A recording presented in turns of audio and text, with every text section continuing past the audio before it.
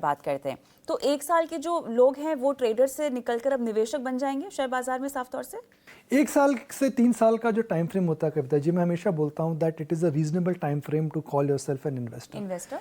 1 साल के ऊपर आप देखिए टैक्स रेट भी कम हो जाता है।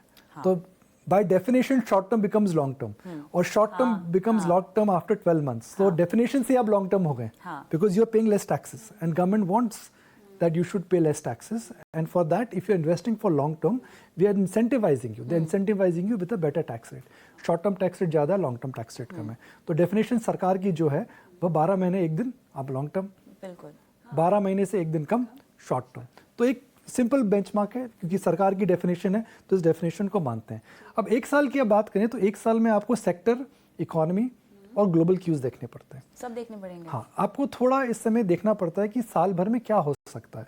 साल भर में फॉर एग्जांपल ग्लोबली चेंजेस क्या हो सकते हैं, जैसे क्या अगले 1 साल में फेड रेट्स बढ़ाएगा या घटाएगा, क्या अगले साल में क्रूड की कीमतें बढ़ेंगी या गिरेंगी, क्या अगले साल के अंदर आप जिस सेक्टर की बात कर रहे हैं क्या वो टर्न अराउंड पर है।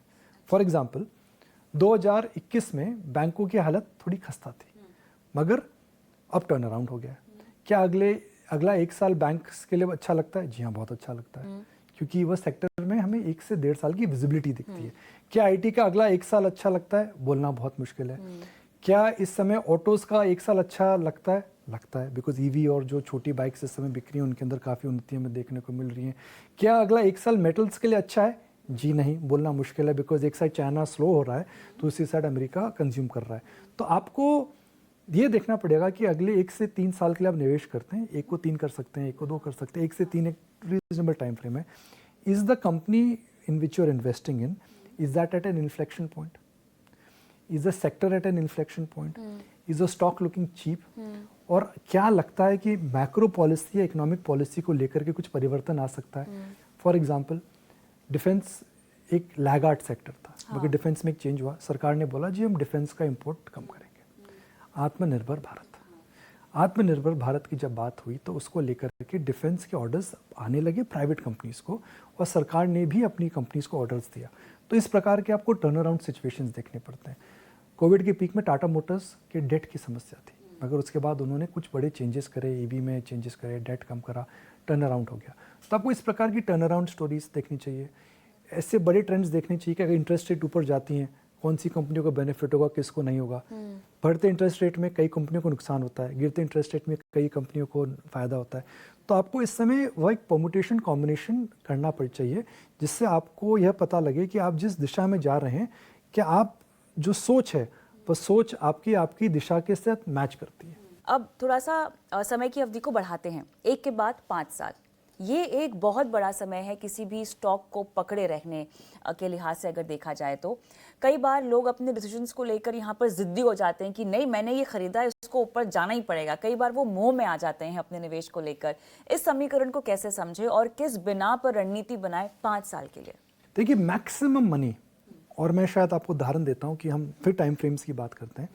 जो मेरी अंडरस्टैंडिंग है 90% plus of Indians today have a time frame which is less than 1 year. अच्छा, ये डेटा 90%? 90, 95, 96, 90 के ऊपर का डेटा है। ये क्वार्टर बाय क्वार्टर चेंज होता रहता है, जो हमें डेटा एक्सचेंजेस से मिलता है, मैं उसी की बात कर रहा हूँ।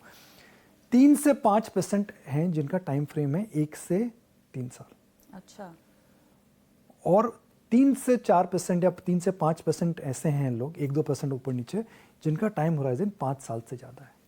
तो जब आप 5 साल पे बेट कर रहे हैं तो 5 साल में आप सपोज मैं किसी कंपनी की बात करता हूँ तो आने वाले 5 साल में मैं क्या बोल सकता हूँ? मैं ये बोल सकता हूँ जी मुझे कंपनी इसलिए अच्छी लगती है बिकॉज ये बिजनेस बड़ा होगा, मुझे कंपनी अच्छी लगती है बिकॉज मैनेजमेंट अच्छा है, मुझे कंपनी अच्छी लगती है because they can grow without needing a lot of capital, मुझे कंपनी इससे अच्छी लगती है बिकॉज इसका ब्रांड बड़ा हो जाएगा, मुझे कंपनी इसलिए चलती है बिकॉज यह जो बिजनेस है यह एक, देखिए बिजनेस क्या होता है, you are trying to essentially solve a problem of the society और create a new service for the society.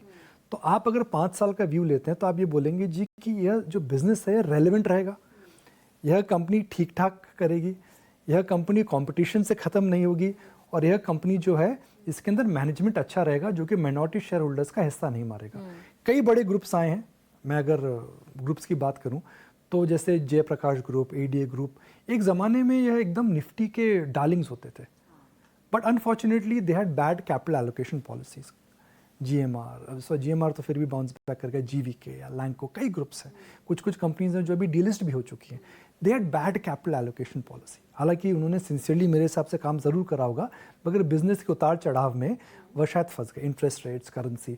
तो आपको ऐसी बिजनेसेस को अवॉइड करना चाहिए जो कि रेलेवेंट नहीं है। फॉर एग्जाम्पल, अगर आपने आज से 15 साल पहले कोई कंपनी में निवेश करा जो कि एसटीडी पीसीओ के बूथ बनाती है, तो जी मोबाइल फ़ोन आने के बाद तो बिजनेस ही खत्म हो गया। एक ज़माना था जब मैं तो लगता था कविता जी, ठंड का समय भी होता था, दिल्ली और राजस्थान में जब रहता था, रात को एसटीडी पीसीओ के बाहर लाइन में लगते थे, क्योंकि वो रात को आपको याद है सस्ते कॉल तो जाते थे। तो एसटीडी पीसीओ में 15 से 20 मिनट की मीटिंग होती थी। हमारे मोहल्ले में एक ही था, सब वहीं पर। करण चाचा नाम है, अभी भी याद है मुझे उनका। तो करण चाचा की पीसीओ के पास जाते थे। मगर आपने ऐसी कंपनी में निवेश करा जो सपोज उस सर्विस को बढ़ा देती हो, तो उस सर्विस का रेलेवेंस खत्म हो चुका है। मगर आप ऐसे बिजनेस में निवेश करते हैं जो कि ग्रो करता रहेगा, रेलेवेंस रहेगा, मैनेजमेंट अच्छा रहेगा, मैनेजमेंट में विजन रहेगा, तो मेरे हिसाब से उस बिजनेस में हमेशा पैसा बनेगा।